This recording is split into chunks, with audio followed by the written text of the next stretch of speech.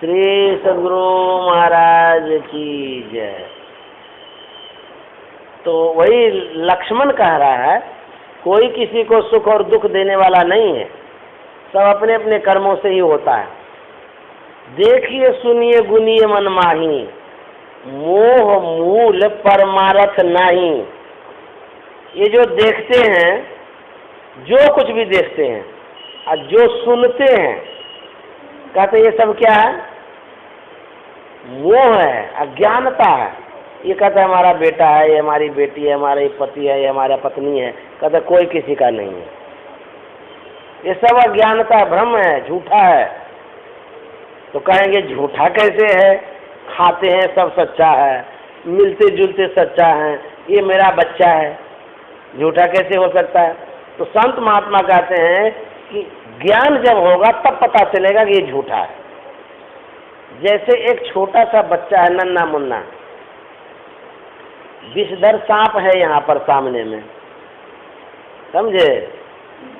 वो आता है खेलने के लिए, वो पकड़ता है उसको कुछ भी डर नहीं लगता है। यदि वो समझ जाता है कि ये सांप है तो पकड़ने आता वो है। यदि उसको लगे कि ये सांप है तो पकड़ने आएगा, तो अज्ञानता के कारण सांप को भी खिलौना समझ रहा है। वहीं पर अग्नि प्रज्वलित है, बच्चा आता है हाथे दे देता है अग्नि में, जलता भी है फिर भी हाथ देता है। क्यों? वो बच्चे को ये पता नहीं है कि अग्नि में दाहकता का गुण है। अज्ञानता के कारण ऐसा होता है ना। एक बार हम भागलपुर स्टेशन पर थे, वहाँ पर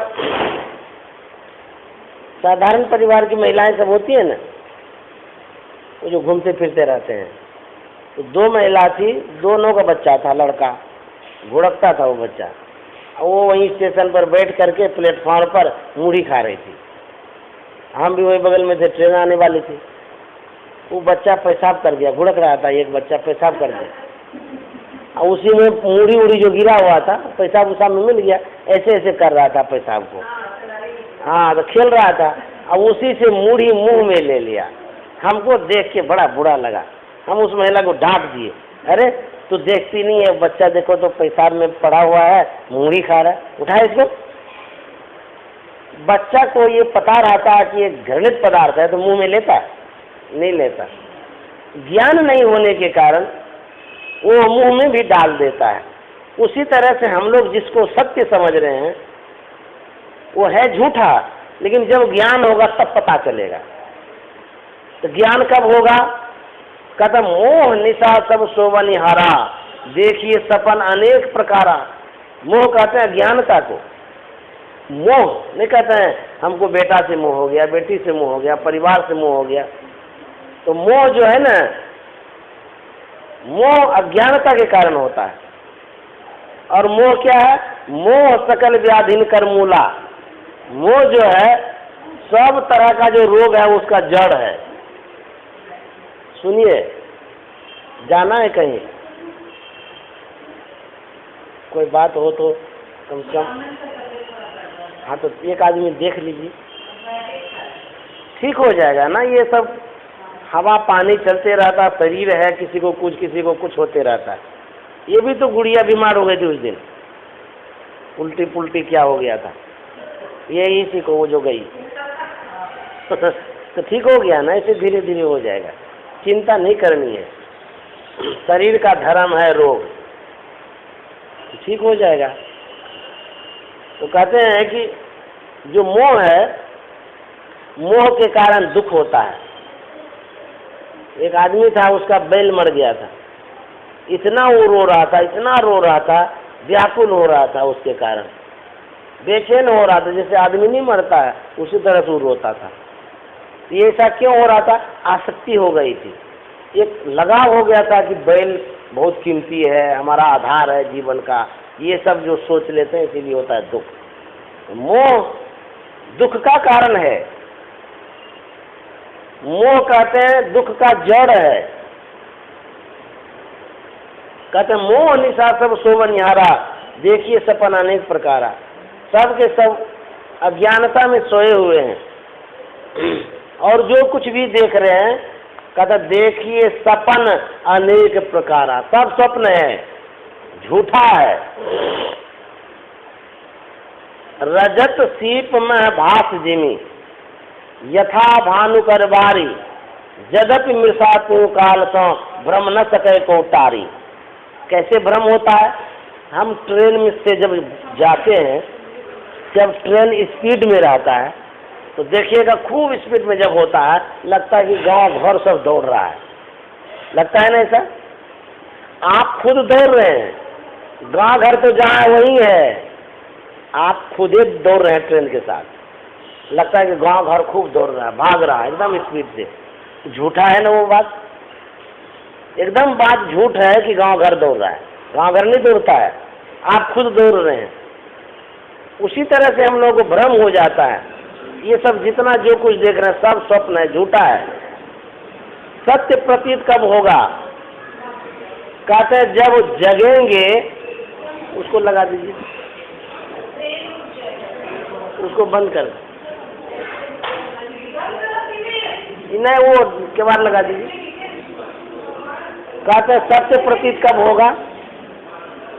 जब स्वप्न देखते हैं तो स्वप्न के समय तो पता ही चलता है कि सब सत्य ही सत्य है, जब उठते हैं तब ना पता चलता है कि ये झूठा है। गुरुदेव कहानी कहते थे, राजा जनक अपने राजमहल में सोया हुआ था। आप समझते हैं हिंदी? हाँ, हिंदी नहीं समझेंगे तो विदेश भेज देंगे, तो देख लीजिएगा।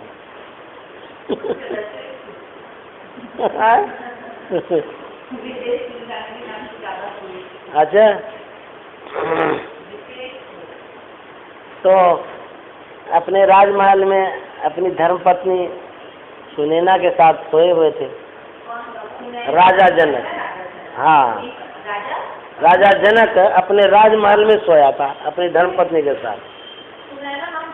हाँ, तो रात में वो स्वप्न देखता है कि एक राजा उसके राज्य पर चढ़ाई कर दिया और राजा जनक संजोग से पराजित हो जाता है, दूसरे राज्य के राजा के कब्जे में चला जाता है। राजाज्ञा होती है राजा जनक को इस राज्य से निष्कासित कर दो, कोई प्रश्रय नहीं देगा इसको, जो देगा उसको फांसी का सजा दे देंगे, और इसका जितना राज सुख वाला वस्त्र है, जो भी वस्तु है सब छीन लो। साधारण सा एक कपड़ा दे दो, इसको पहन करके इसको यहाँ से निकाल दो।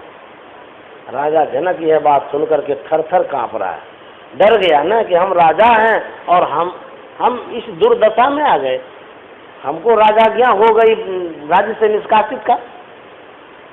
आज्ञा हो गया तो फिर निष्कासित कर दिया उसको, राज्य से बाहर कर दिया।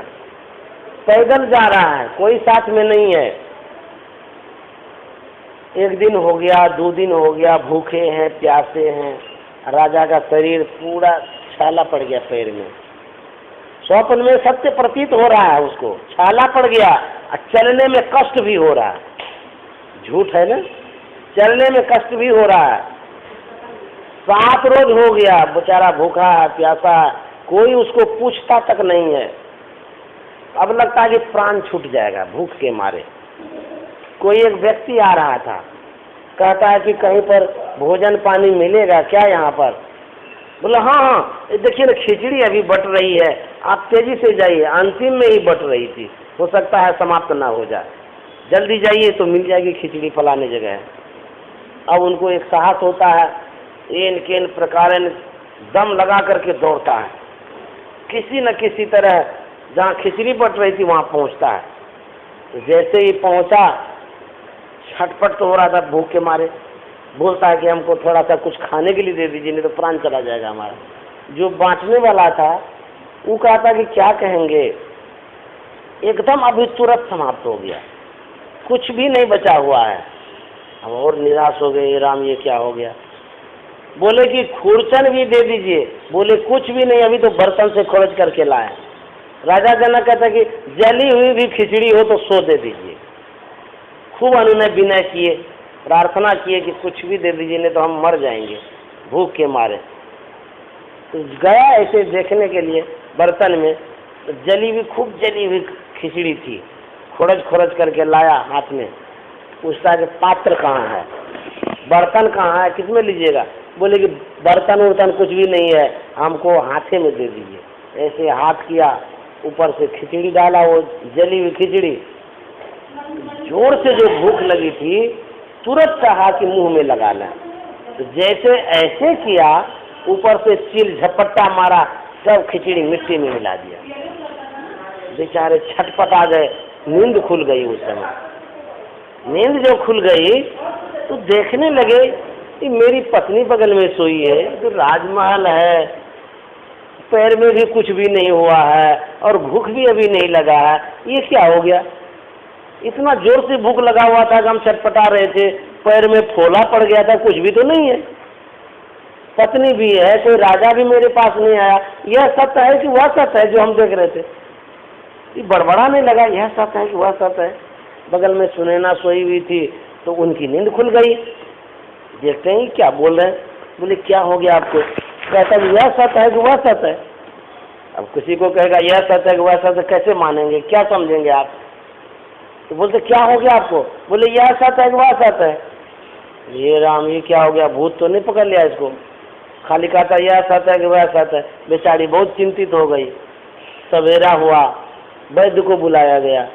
वैद्य से कहता कि देखिए न, राजा जनक को पता नहीं हवा लग गई क्या?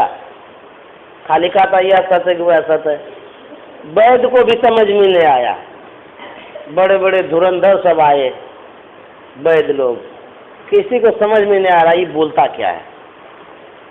राजा जनक सोचता है कि कोई उत्तर नहीं दे रहा।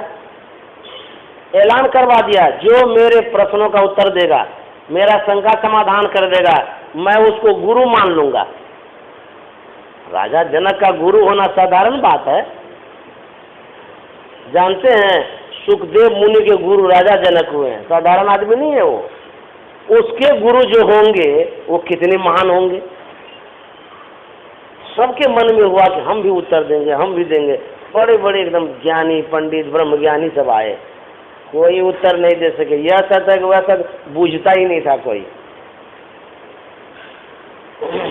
राजा जनक के मन में हुआ कि हमारे राज्य में जितने पंडित वेदज्ञ हैं, ज्ञानी हैं, किसी को पता नहीं है, सब बेकार है। इसलिए चलो दूसरे जगह जहाँ गुरु होंगे वहीं पर हम समाधान करेंगे, उसको गुरु मान लेंगे, और ये सब झूठा बेकार है, सब छोड़ देंगे। ये बात बहुत दूर तक फैल गई। कहलगांव भागलपुर के बगल में है। कहलगांव में 3 पहाड़ी है। उस 3 पहाड़ी के बीच वाला पहाड़ी में एक कोहल ऋषि रहते थे। उस पहाड़ पर हम गए हैं। हाँ, हम गए हैं उस पहाड़ पर, ऊपर तक चढ़े हैं। यही तो कहलगांव है, भागलपुर के बगल में। ट्रेन जो आती है उसी बगल में है वो। तो हम भी गए उस पर कोहल ऋषि रहते थे। कोहल ऋषि का जो पुत्र था अष्टावक्र मुनि, बड़ा ज्ञानी संत थे वो। हाँ, उन्हीं का पुत्र है अष्टावक्र मुनि। तो उनको भी जानकारी हो गई कि राजा जनक गुरु खोज रहा है। अरे राजा जनक का जो गुरु हो जाएगा, नहीं प्रतिष्ठा पड़ती है। मान लीजिए हमारे चेला हो जाएंगे मनमोहन सिंह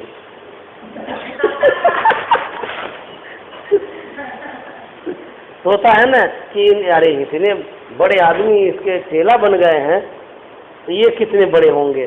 तो उसी तरह से इसके मन में हो, राजा जनक यदि हमारा चेला बन जाएगा तो हमारी भी प्रतिष्ठा बहुत हो जाएगी। और सही में उसी के कारण अष्टावक्र मुनि विख्यात हो गए। तो वो ये इनके मन में हुआ कि चलो उनसे भेंट करते हैं। राजा जनक गुरु खोजने के लिए राज दरबार से निकल गए, रथ पर सवार होकर के। अष्टावक्र मुनि भी आ रहे थे। जिस सड़क होकर के ये जा रहे थे राजा जनक जी, और उसी सड़क होकर के अष्टावक्र मुनि आ रहे थे। बीच सड़क होकर के अष्टावक्र मुनि चल रहे हैं।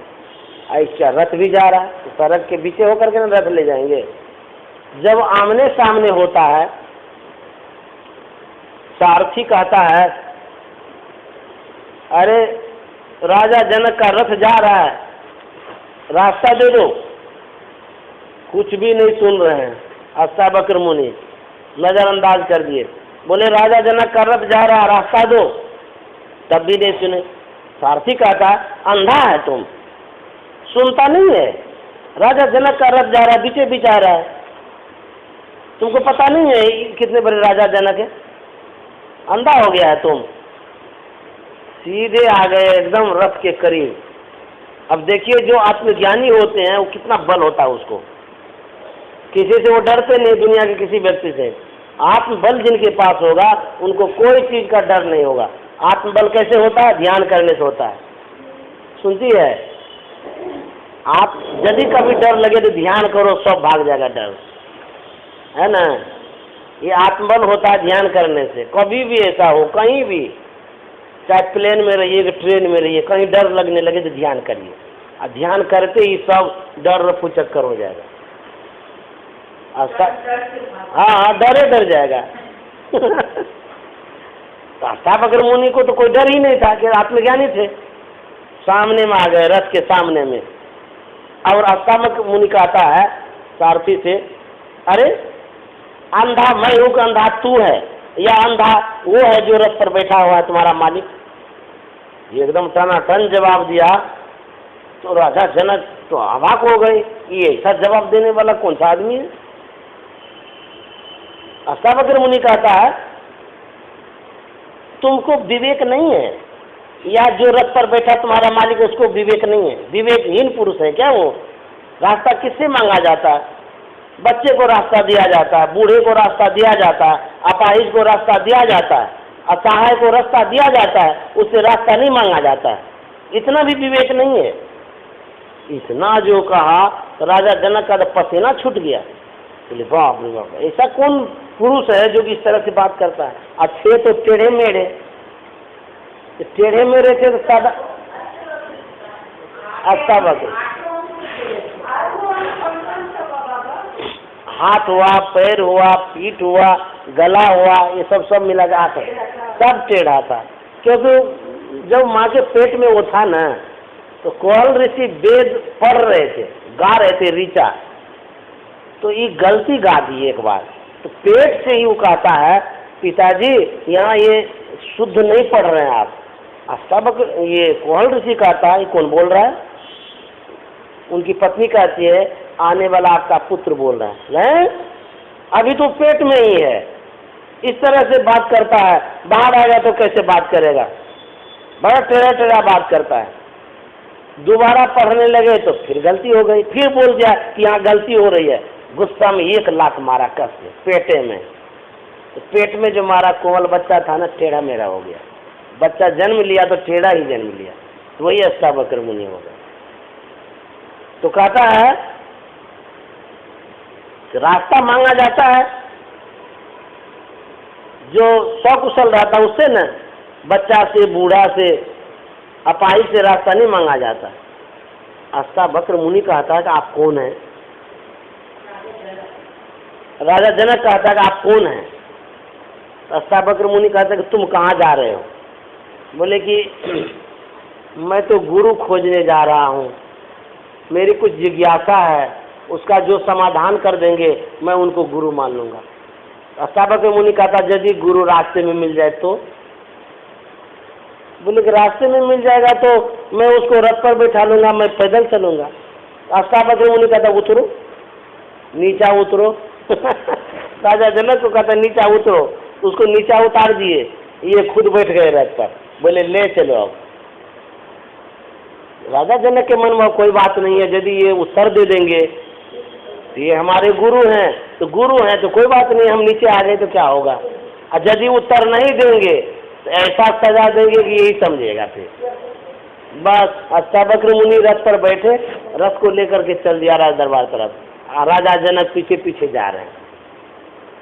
राज दरबार में तो उनके राज दरबार में बहुत बड़े ज्ञानी सब रहते थे, क्योंकि वो तो विदेह थे ना। राजा जनक बहुत बड़े ज्ञानी तो खुद ही थे, उनके दरबार में भी बड़े बड़े ज्ञानी रहते थे, पंडित वेदज्ञ सब। तो जैसे राज दरबार में गया, जितने दरबारी थे सबने देखा, तो सबके मन में हुआ कि सही में राजा जनक पागल हो गया है। देख देख करके तो सब हंसने लगे। कैसा टेढ़ा मेढ़ा आदमी है, ये देखिए उसको रथ पर बैठा लिया, खुद पैदल आ रहा है। हम लोग नहीं समझ रहे थे कि इसको क्या हो गया है, अब समझ में आया है सही में पागल हो गया है। राजा जनक पागल नहीं थे, लेकिन वो कुछ और खोज रहे थे। तो वो लोग कहने लगे कि सही में ये पागल हो गया है। अब सब के सब ठहाका मार करके हंस दिए अष्टावक्र मुनि को देख करके। अष्टावक्र मुनि भी जब देखा सब शांत हो गए, ये भी जोर से ठहाका मार के हंस दिए। वो पंडित जी कहता है, पंडित जी कहता है कि आप क्यों हंस दिए? अष्टावक्र मुनि कहता पहले आप लोग हंसे हैं, पहले आप बताइए आप क्यों हंसे, तब हम उत्तर देंगे। तो वो लोग कहता है कि महाराज क्या कहेंगे, आपके जैसा टेढ़ा मेढ़ा आदमी तो जीवन में कभी देखे भी नहीं, ये 8 अंग से टेढ़े मेढ़े हैं, वो भी राजा जनक कहाँ से उठा के ले आए। बोलता है अब आप बताइए क्यों हंसे? अष्टावक्र मुनि कहता है, उतने बड़ी सभा में ये कितना बल है। अष्टावक्र मुनि कहता है हम सुन रखे थे कि राजा जनक के दरबार में ज्ञानी रहता है, ब्रह्म ज्ञानी रहता है, पंडित रहता है, वेदज्ञ रहता है, लेकिन जैसे ही इस दरबार में आए हम देखे सबके सब चमार बैठे हुए हैं। हम लोग को चमार कैसे कहते, हम लोग तो ब्राह्मण है। बोले कि ब्राह्मण आप लोग कहाँ से होंगे? जो हार मांस चमड़े की पहचान करता है वो चमार नहीं है तो और क्या है? बोले सो कैसे? बोले करे तुमने हमारे शरीर को देखा टेढ़ा मेढ़ा है, हार मांस की पहचान किया। अरे यदि आत्मा की पहचान होती तो आत्मा टेढ़ी मेढ़ी थोड़ा रहती है। गन्ना टेढ़ा रहता है, उसका रस टेढ़ा मेढ़ा नहीं रहता है। गाय काली उजली रहती है लेकिन उसका दूध सफेद ही होती है। नदी की जो धारा है वो सीधी चलती है, नदी भले टेढ़ी मेढ़ी हो जाए लेकिन उसकी धारा जो है सीधी ही रहती है, टेढ़ी मेढ़ी नहीं होती है। उसी तरह से शरीर टेढ़ा मेढ़ा होता है, लेकिन शरीर में जो स्थित आत्मा है वो टेढ़ा मेढ़ा नहीं होता है।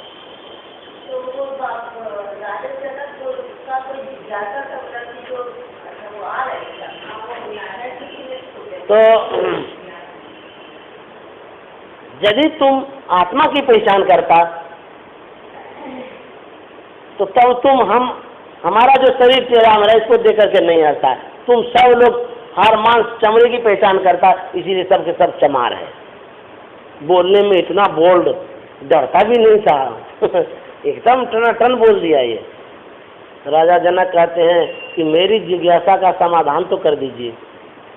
अब यहाँ बोल दिया।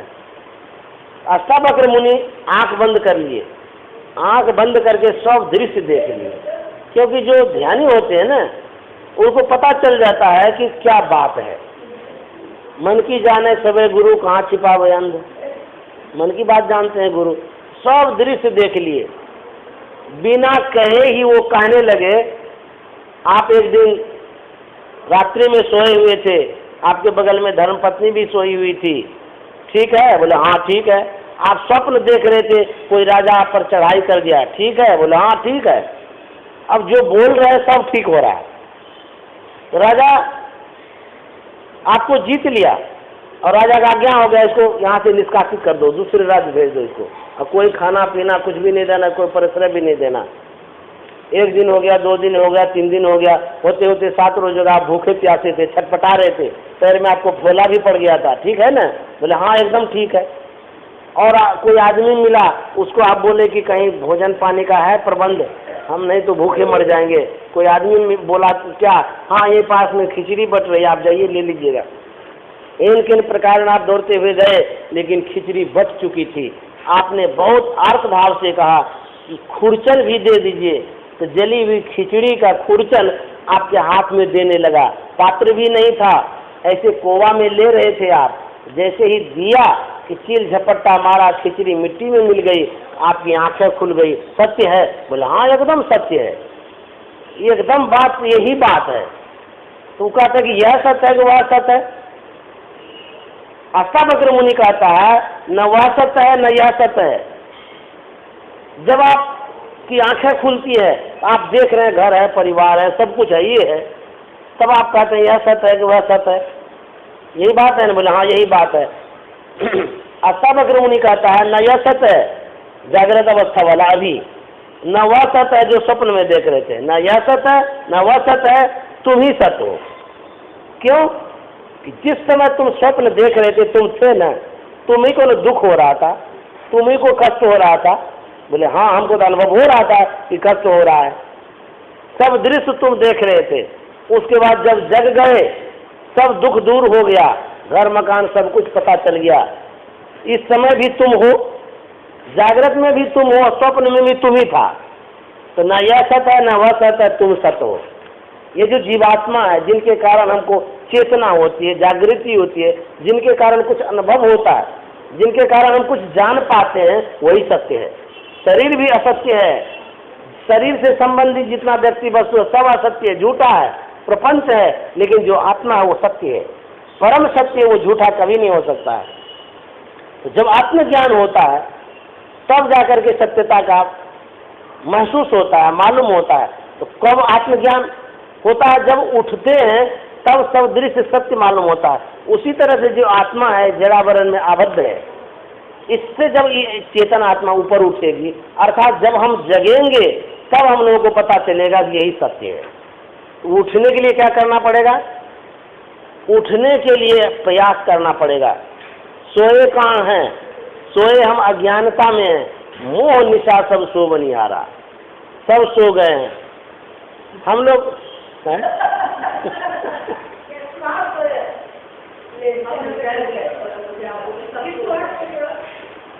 हाँ ऐसा ही है, आँख बंद करते तब भी सोते हैं, आँख खुला है तब भी सोते हैं।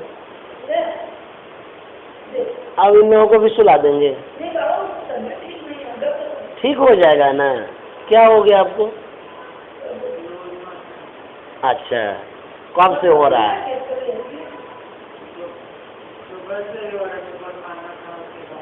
अच्छा हो जाएगा ना, ठीक। पेट साफ होना जरूरी है। डॉक्टर लोग बोलता है जब लूज मोशन होता है तो पेट में जो विकार है ना, कचरा मचरा सब निकल जाता है। कभी कभी होना चाहिए बीच बीच में, वो होने से ना पूरा निकल जाता है। हाँ सब सोए हुए हैं। जगह कौन है? तुलसीदास जी महाराज कहते यही जग जामनी जागई जोगी, परमारथी प्रपंच वियोगी। कहते इस संसार में जोगी जगे हुए हैं, साधु महात्मा जगे हुए हैं और सब सोए हुए हैं।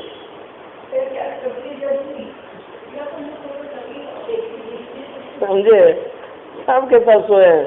जब तक जगेंगे नहीं तब तक दुख दूर भी नहीं होगा। जैसे स्वप्न में देख रहा है ना, कभी कभी देखते हैं कि कोई मार रहा है हमको, कहीं हम नाव से पार हो रहे हैं या हवाई जहाज में घूम रहे, डर भी लग रहा है। स्वप्न में डरते हैं ना, तो उसी तरह से जागृत में हम लोग जो हैं, ये संत महात्मा कहते हैं ये भी स्वप्न ही है। जो हम लोग को डर लगता है, भय लगता है, दुख होता है, ये सब स्वप्न है, झूठा है। सब झूठा ही है, सत्य कहाँ है? हाँ तो ये सब भी झूठा है, अज्ञानता के कारण। जब ज्ञान हो जाएगा, जैसे जो चालक है उसको डर नहीं लगता है, क्यों? उसको ज्ञान है कि हवाई जहाज ऐसे ही घूमते रहता है, टेढ़ा मेढ़ा होता रहता है, वो डरता ही नहीं है, गप सप करते हुए जाता है। तो उसको ज्ञान हो गया है, उसका अनुभव हो गया कि ऐसे ऐसे जहाज होता है। और जिसको अनुभव नहीं हुआ वो डरता है। जैसे पहाड़ की चढ़ाई पर जब चढ़ते हैं देखिएगा, डरता है आदमी, है ना?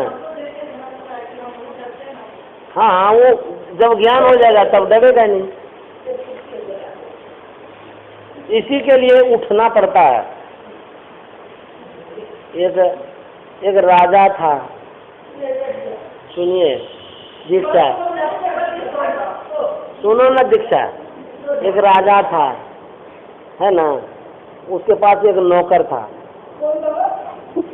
एक राजा था, उनके पास एक नौकर था। अब राजा का जो राजमहल था, इतना सुंदर राजा है तो राजमहलों में करेगा। उसके बाद राजमहल के अंतर्गत भी जिस शयन कक्ष में वो रहते थे, राजा का जो शयन कक्ष था उसका कहना ही का स्वर्ग जैसा था। उनकी जो सैया थी सोने की, ये फूल से भी कोमल, एकदम कोमल से कोमल। वो नौकर जो था सब सेवा करता था, बिछावन लगाता था। सुनिए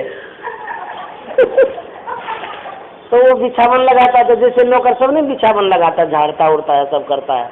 वो लगाता जब था, उसके मन में होता था, वाह कितना कोमल सैया है, इस पर राजा सोता होगा तो कैसा लगता होगा, बहुत अच्छा लगता होगा सोने में। तो तरस के रह जाता था, क्योंकि वो सो नहीं सकता था, नौकर है ना, कैसे सोएगा मालिक के सैया पर। एक दिन क्या होता है, राजा साहब बोले कि आज हम जा रहे हैं किसी काम से बाहर, सबको बोल दिया, नौकर को भी, सबको, और दूसरे दिन हम आएंगे वो काम करके। राजा साहब बोल करके अपना चले गए। नौकर को सूझा आज तो राजा साहब नहीं है, वो आएंगे कल। हमारे मन में रोज होता है ये कितना मूला है, एक बार सोते कैसा लगता है, आज मौका है। वो क्या किया, सब काम धंधा जल्दी जल्दी करके उसी पलंग पर सो गया, चादर भी ओढ़ लिया, टेव रहा था, देख रहा था कैसा लगता है सोने में। अब कभी सोया नहीं था, अब नौकर का शरीर हटा कटा था, मुलायम सैया पर जब सोया, सोए रह गया। इतना अच्छा उसको लगा कि गहरी नींद में चला गया, बेसुध हो गया बेचारा। अब संजोग क्या होता है, राजा साहब का काम जल्दी हो गया, वो लौटाया घर। अब तब तक ही सोए था, सीधे चला गया अपने शयन कक्ष में, भीतर घुस गया। भीतर घुस गया तो चादर ओढ़ के जो सोया था, राजा साहब के मन में अब मेरी रानी सो गई है। कौन सोएगा उसके बिछावन, नौकर का सोने का हिम्मत है? उसके मन में मेरी रानी सो गई है। तो कहता है अरे तू अभी तक सोई हुई है, हम तो आ गए, काम हो गया, जल्दी आ गए। गहरी नींद में था, कहाँ से वो उठेगा? फिर कहता अरे तू अभी तक सोई है, उठना, हम तो आ गए, काम हो गया, कितना बेड़ा हो गया, अभी तक तो सोई हुई है, उठो उठो। तब भी नहीं सुना। राजा साहब सोचते हैं कि गहरी नींद में होगी, कोई काम धंधा है नहीं है, खूब बढ़िया से सो गई है। धक्का लगाया जोर से, उठो ना तू, अभी तक सोई हुई है, हम तो आ गए हैं। तो जोर से जो धक्का लगाया तो उसकी नींद खुल गई। चादर हटाया, देखते राजा साहब आ गए। राजा साहब देखते कि नौकर है। नीचे उतरा नौकर, राजा साहब आवेश में आकर के डंडा उठाया, पीटना शुरू किया उसको। बेवकूफ कहेगा तुम्हारी इतनी हिम्मत, हम तो सोचे रानी सो गई है, तो देखते तू सो गया बेवकूफ कहेगा। खूब पीटा, खूब पीटा, हट्ठा कट्ठा शरीर कितना पीटेगा। राजा का कोमल हाथ थक गया मारते मारते। जब थक गया तो नौकर कहता कि राजन, हम तो कुछ देर के लिए इस बिछावन पर सोए, तब तो हमको इतनी मार लगी, अब जो बरसों से इस बिछावन पर सोते आ रहा उसको कितनी मार लगेगी। तो जो बहुत सोएंगे उसको बहुत मार लगेगी। कहेंगे कौन मारेगा? मम्मी तो प्यार करती है। हाँ, कहेगा मम्मी पापा तो प्यार करता है, मारेगा कौन? मारने वाला कोई आएगा सो देखना। अब सोना नहीं, झट से जग जाना अपना समय पर, समय से विशेष सोएगा तो मार लगेगी।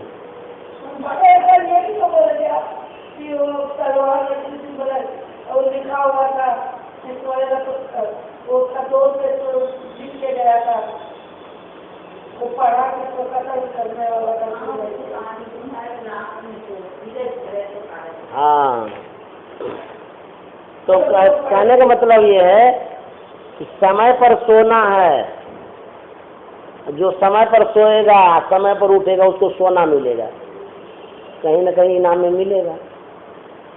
और जो समय पर नहीं उठेगा उसको सोना नहीं मिलेगा, उसको लोहा मिलेगा। समझ गए? समझ गए? इसीलिए समय पर उठना जरूरी है। तो जब तक उठेंगे नहीं तब तक आपका कल्याण नहीं होगा, तब तक अपने आप का ज्ञान भी नहीं होगा। उसी उठने के लिए सत्संग करना पड़ता है। अभी सब के सब सोए हुए हैं, हम लोग भौतिक विद्या प्राप्त कर रहे हैं। इस भौतिक विद्या में भौतिक संसार का ज्ञान होता है, भौतिक संसार का काम धंधा चलता है। एक और विद्या है जिसको अध्यात्म विद्या कहते हैं। उसकी पढ़ाई जो है ना, संत महात्मा कराते हैं, तो उसके लिए ध्यान करना पड़ेगा। कबीर साहब कहते हैं, मेरी सूरत सुहागिनी जागरी, मेरी सूरत सुहागिनी जागरी, क्या तुम सोवत मोहनींद में, क्या तुम सोवत मोहनींद में, उठ के भजनिया में लागरी, मेरी सूरत सुहागिनी जागरी। हमारी जो सूरत है, हमारा जो ख्याल है वो सो गया है। अब सूरत क्या होता है बच्चे को क्या पता। सूरत का मतलब होता है ख्याल। जैसे अभी यहाँ बैठे हैं, आपका कोई फ्रेंड होगा तो याद आता होगा, अरे यार बहुत दिन हो गया, बात भी नहीं हुई है, मिले भी नहीं है। वो फ्रेंड तो घूमता होगा, आनंद लेता होगा, हम यहाँ क्या नानी माँ के यहाँ पड़े हुए हैं। आता है ना ख्याल। वो जो ख्याल आता है उसी को कहता है सूरत। आपका जो ख्याल इधर उधर जा रहा है, चाहे फ्रेंड पर जा रहा है कि कहीं और जा रहा है, इसी को कहता है सूरत। ये जो ख्याल है ये सो गई है। कहाँ सो गई है? इसी संसार में सो गई है। जहाँ जहाँ आपका ख्याल जाता है, धन में, परिवार में, पढ़ाई में, स्कूल में, जहाँ भी जाता है, वो समझ लीजिए ये सूरत सो गई है, फैल रही है संसार में। और यदि इसको हम समेटेंगे तब क्या होगा? यदि इसी ख्याल का सिमटाव हो जाए, केंद्रित करेंगे तब क्या होगा? जानते हैं क्या होगा? जैसे पढ़ाई करने के क्रम में जब आप पढ़ते हैं, एकाग्रचित्त होकर के पढ़ते हैं ना, किताब लेकर के एक एक अक्षर को देखते हैं, ध्यान से पढ़ते हैं, नहीं पढ़ते हैं तो ध्यान से पढ़ते हैं तो क्या होता है? वही चीज हमारे मानस पटल पर आ जाता है। जब मानस पटल पर आता है तब न परीक्षा में लिखते हैं। तो हमारी जो चेतना है, हमारा जो ख्याल है, हमारी जो सूरत है, सब एक ही का नाम है। वो जो ख्याल है हम जब केंद्रित करते हैं तब हमारा स्मरण शक्ति बढ़ता है ना। जैसे उस पढ़ने के समय यदि हमारा ख्याल फ्रेंड के तरफ रहेगा, हमारी एकाग्रता नहीं होगी, स्मरण शक्ति नहीं बढ़ेगा, भाग जाएगा। पढ़ने के समय देखिएगा फ्रेंड व्रेंड सब छूट जाता है ना, कोई याद नहीं रहता है, सिर्फ पढ़ाई की बात याद रहती है ना। जब पढ़ाई की बात याद रहती है तो तब स्मरण में आ जाता है वो बात, होता है ना सर। तो स्मरण विद्यार्थी को, जिसका स्मरण कमजोर है, उसको एकाग्रचित होकर के विशेष पढ़ना चाहिए, सब ख्यालों को हटा करके। और यदि ख्याल को बाहर में रखेंगे, साथी के साथ रखेंगे, तो फिर याद भी नहीं होगा। तो वो जो ख्याल एकाग्र करते हैं विद्या पर, तो विद्या की प्राप्ति होती है ना। उसी तरह से यदि ख्याल संत सदगुरु पर करेंगे उसी ख्याल को, तो जानते हैं संत सदगुरु प्राप्त हो जाएंगे। वो कैसे हैं? वो सुख स्वरूप हैं, आनंद स्वरूप हैं, ज्ञान स्वरूप हैं, सुख के सागर हैं, भंडार हैं, ज्ञान के भंडार हैं, सब ज्ञान हो जाएगा तब। अभी तो आपको भौतिक ज्ञान हो रहा है। यदि संत सदगुरु में आप मन को जोड़ेंगे, ख्याल को लगाएंगे, जानते हैं ये विद्या होते हुए भी कितना विद्या हो जाएगा कोई ठिकाना नहीं है। विवेकानंद जी महाराज तो बीए किए हुए थे, तब गए वो गुरु के शरण में, गुरु के शरण में गए तो गुरु का ध्यान किए, और जब गुरु का ध्यान किए अछोर पुस्तकालय का प्राप्ति हो गया, उसको ज्ञान का भंडार हो गया वो। उसी तरह से ये जो सूरत है, ये ख्याल है, क्या हो गया है? सो गई है। सोने का मतलब इस संसार में चली गई है, भाग गई है, हमारे पास नहीं है ना। जैसे अभी एकाग्र चित्त से सुन रहे हैं ना, ये बात याद रहेगी। और जब और सब चिंतन करने लग जाते हैं तो मेरा मन भाग जाता है, तो भागता है तो हमारी हानि हो जाती है। जैसे हमारा ख्याल यदि जड़ में जाएगा, खेलने में, कूदने में, घूमने में, फिरने में, खाने में, पीने में, ऐसो आराम करने में, तो हमारी हानि हो जाएगी। क्या हानि हो जाएगी? एकाग्रता भंग हो जाएगी, स्मरण शक्ति बढ़ेगी नहीं, घट जाएगी। कहेंगे ये भी तो जरूरी है। ठीक है, ये भी जरूरी है, परिवार है, कुटुंब है, समाज है, सबसे मिलना मिलना भी जरूरी है। लेकिन इसी जरूरी में ही जीवन बिता दिए तो सब जरूरी में पानी फिर जाएगा। समझे? सब जरूरी में। हम तो दीक्षा को बता रहे हैं, इसको दीक्षा दे रहे हैं। वो तो दीक्षा ले ली है।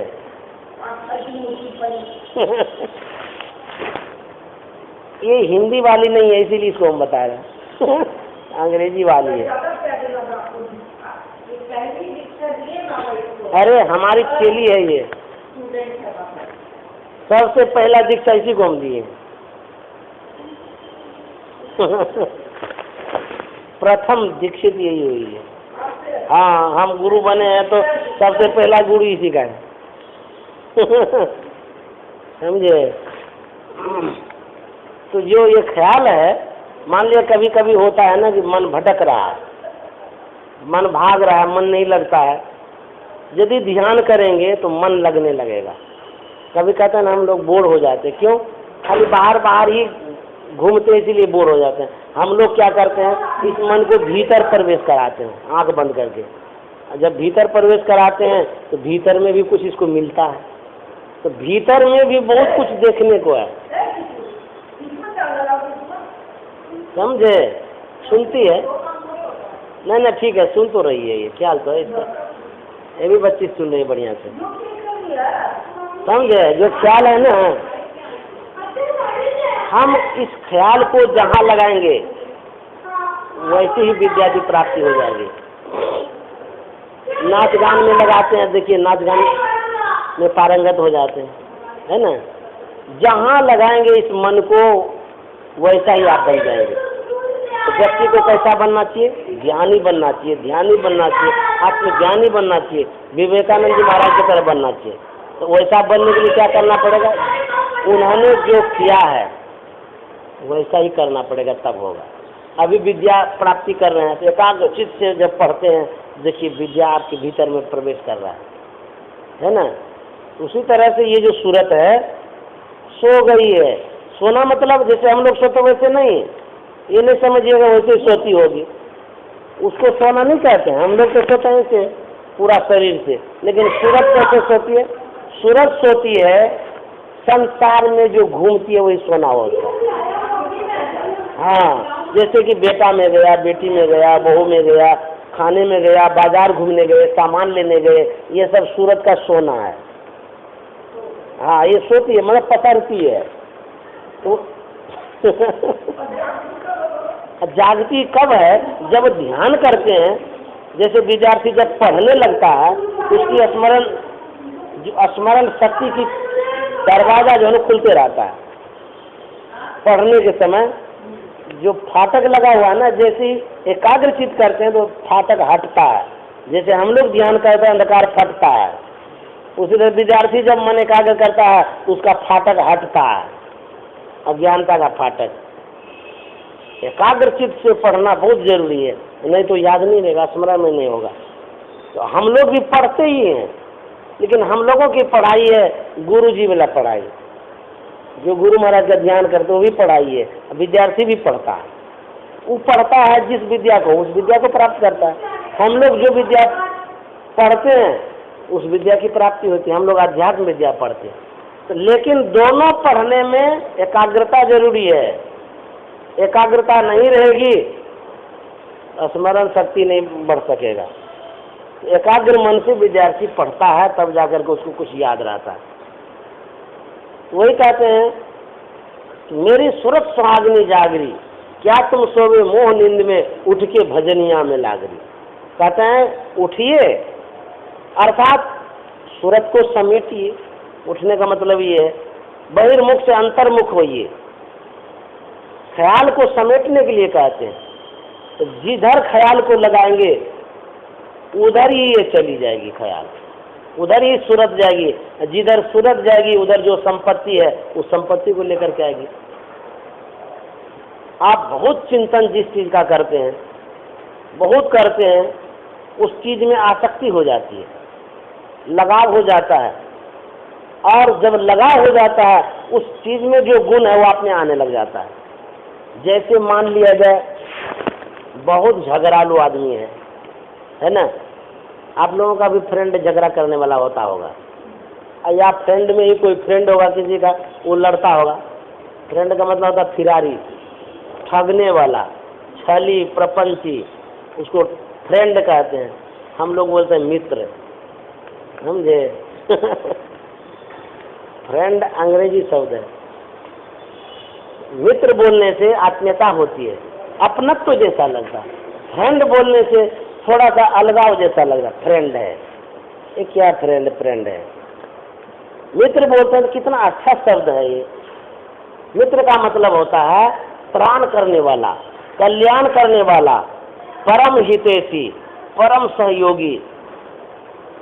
जो परम पवित्र व्यक्ति है वही मित्र होता है, समझे।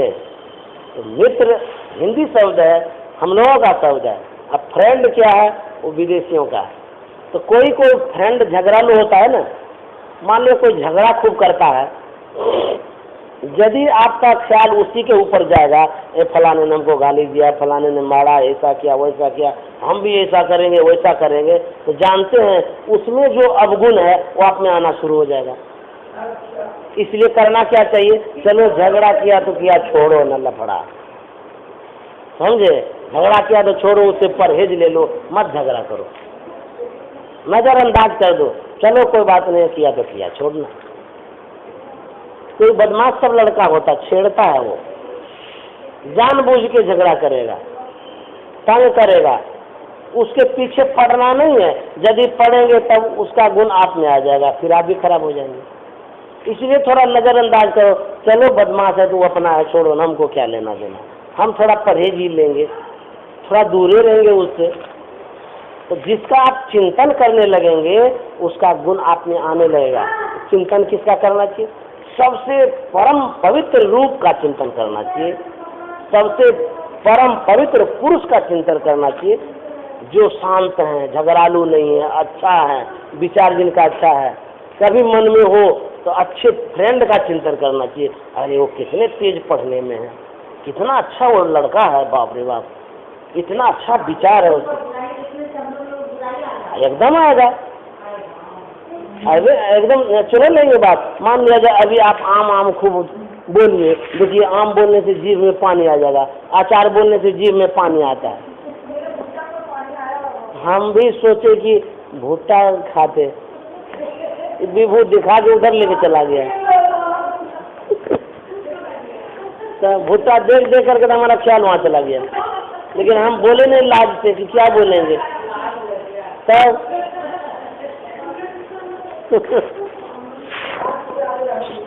समझे कि जिस तरफ आप ख्याल लगाएंगे वैसा ही आप में गुण आना शुरू हो जाएगा। हम लोग गुरु महाराज का क्यों ध्यान करते हैं, इसलिए गुरु महाराज का ध्यान करते हैं, गुरु में जो गुण है, कैसा गुण है, परम पवित्र गुण है, बहुत ज्ञान है गुरु के पास, शांति स्वरूप है वो, उसका जब ध्यान करते हैं तो हमारे में भी वैसा गुण आ जाता है, इसीलिए गुरु का ध्यान करते हैं। आप लोग भी स्कूल में पढ़ते हैं, यदि कभी कभी ख्याल आ जाए तो अच्छे दोस्त का ख्याल करना चाहिए। गुरु का, सबको गुरु का पता नहीं है, जिसको गुरु का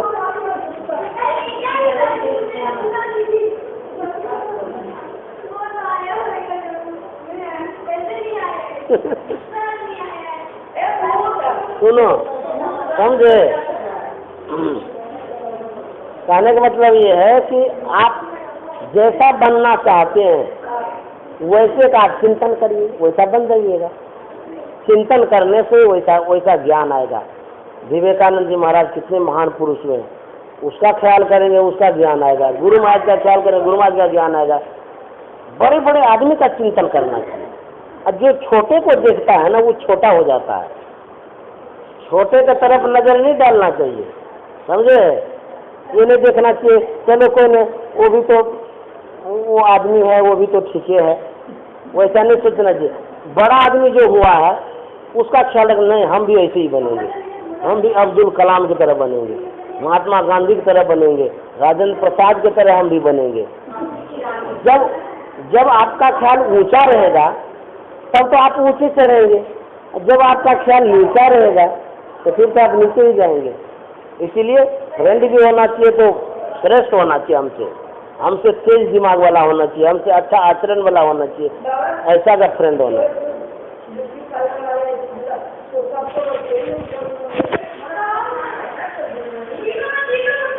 समझे? नीचे नहीं देखना है, ऊपर ही देखना है। मतलब श्रेष्ठ का संग करना है, अच्छे आदमी का संग करना है, बड़े से बड़े आदमी का। और यदि ख्याल भी लाएंगे तो बड़े आदमी का ख्याल लाना है ना।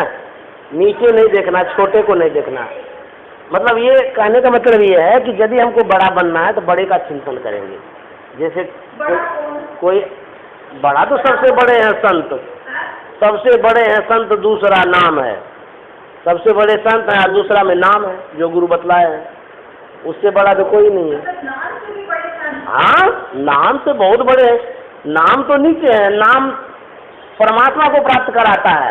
परमात्मा को प्राप्त करके भी संत ऊंचे हो जाते हैं, जहाँ नाम भी नहीं है।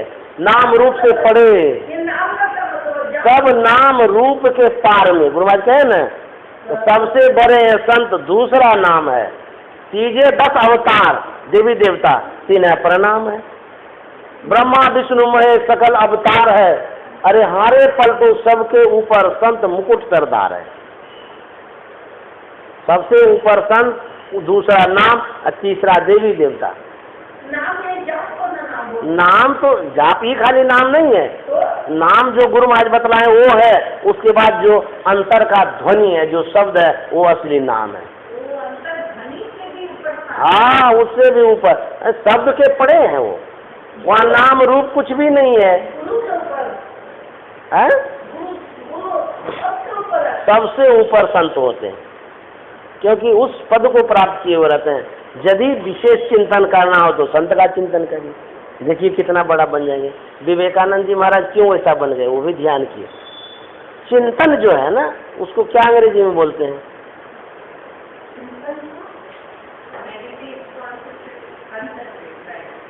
हाँ, हमको तो बोला भी नहीं जाता है। हाँ, तो उसमें गलती भी हो जाएगी बोलेंगे। नहीं, हम तो चिंतन, जैसे कि किसी का ख्याल आप करते हैं, चिंता करते हैं, चिंतन हुआ ना, किसी दृश्य को आप एकाग्र चित्त से देखते हैं, वो चिंतन है ना। वही हुआ, वही कहते हैं कि जिस दृश्य का आप चिंतन करेंगे वैसा मन बनता है, वैसे आपकी रचना होती है। हाँ, वो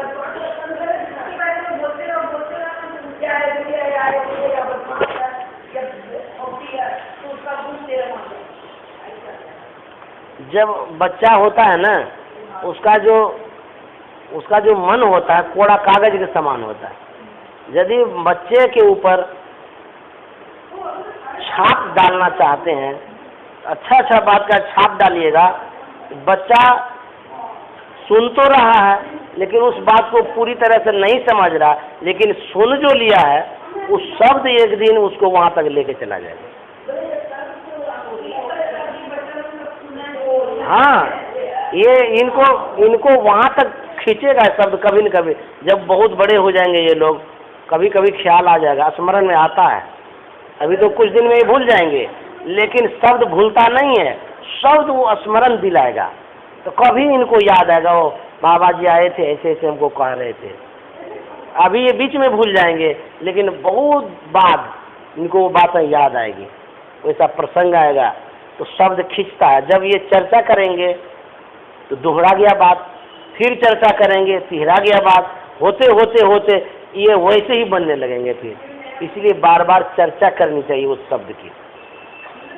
गांव समाज में, देहात में या कहीं भी पहले बच्चे को कहानी सुनाते थे, राजा की कहानी, संत महात्मा की कहानी, अच्छे लड़कों की कहानी। क्यों सुनाते रहते बराबर कि इसके ऊपर छाप पड़े, तब वही लड़का एक दिन वैसा होता था। आप लोग सुने ही होंगे माता मदालसा का। माता मदालसा जब वो शादी नहीं करना चाहते थे, कहते थे हम शादी ही नहीं करेंगे। उसके पिताजी बोले कि नहीं नहीं, शादी तो करना पड़ेगा, सामाजिक रीति रिवाज है, पारिवारिक जीवन में तो जाना ही पड़ेगा। जबरदस्ती उसका शादी करा दिया। ऋतुध्वज उनके पति हुए, वो भी बड़े धर्मात्मा थे। तो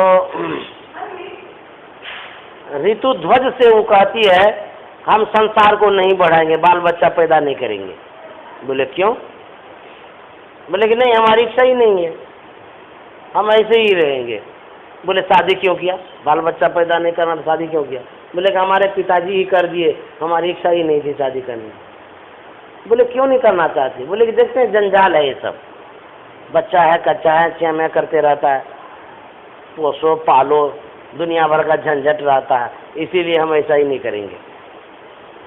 तो ऋतुध्वज उनको कहते हैं कि देखो तू तो साध्वी है, इतनी अच्छी है तू, और हम राजा हैं, इतने धर्मात्मा राजा, यदि हम दोनों के संयोग से पुत्र रत्न की प्राप्ति होगी तो कितना बड़ा महान काम होगा, संसार का कल्याण होगा। तो बोले ठीक है, यदि आप कहते हैं तो उनकी पढ़ाई लिखाई मेरे हाथों में होनी चाहिए। बोले कोई बात नहीं है, तुम करना। संयोग से पुत्र रत्न की प्राप्ति हुई, जब जन्म लिया, अब उस समय देखिए वो क्या सिखाती है। मदालसा माता कहती है तू शुद्ध है, तू बुद्ध है, तू है निरंजन सर्वदा। अब बच्चा जन्म अभी लिया है, उसको कहता है कि तू शुद्ध है, तू बुद्ध है, तू है निरंजन सर्वदा। संसार माया है, झूठा है, प्रपंच है, इसमें फंसना नहीं। एकदम नन्ना मुन्ना जन्मा हुआ को सिखा रही है, झुला रही है, पालने पर सिखा रही, रोज पढ़ती थी तू बुद्ध, हाँ ऐसे रोज पढ़ती थी, शुद्धोसी बुद्धोसी। हाँ जानते हैं, इतना पढ़ाते पढ़ाते पढ़ाते जब वो सयाना होता था तो उनको वैराग्य हो जाता था, घर छोड़ के चला जाता। रोज उनका काम था पढ़ाने का, पढ़ाते पढ़ाते पढ़ाते उसको वैसा ही बना देती थी। एक लड़का चला गया, दो लड़का चला गया, तीन चला गया, 5-6 ठो चला गया। अब उसका पति तो गुस्सा गया, बोले तू क्या पढ़ाती लिखाती रहती है, बेकार है तुम्हारा पढ़ाना, कोई लड़का रहेगा नहीं राज्य में, राजकाज को कौन संभालेगा, मत पढ़ाया करो, छोड़ दो पढ़ाना। अब सब चला जा रहा है जंगल में, क्या पढ़ा देती है। तो डांट दिया उसको, बोला अच्छा ठीक है अब नहीं पढ़ाएंगे। अंतिम लड़का जो हुआ वही मंत्र लिख दिया उसने, उसके बाद लिख दिया यह संसार असत्य है, झूठा है, प्रपंच है, इसमें फंसना नहीं। कागज में थोड़ा सा लिख के अब जंत्र बांध दिया हाथ में, उसको बाह में बांध दिया। जब लड़का सयाना हो गया, इनकी अंतिम अवस्था हो गई, तो माँ कहती है बेटे से कि बेटा कभी विकट परिस्थिति आएगी, तुम घिर जाओगे किसी परिस्थिति में, तो जंत्र को खोल के देख लेना एक बार। इतना ही कह दिया और कुछ भी नहीं बताया। माँ बाप तो चले गए संसार से, उनका अंतिम लड़का राजा बना।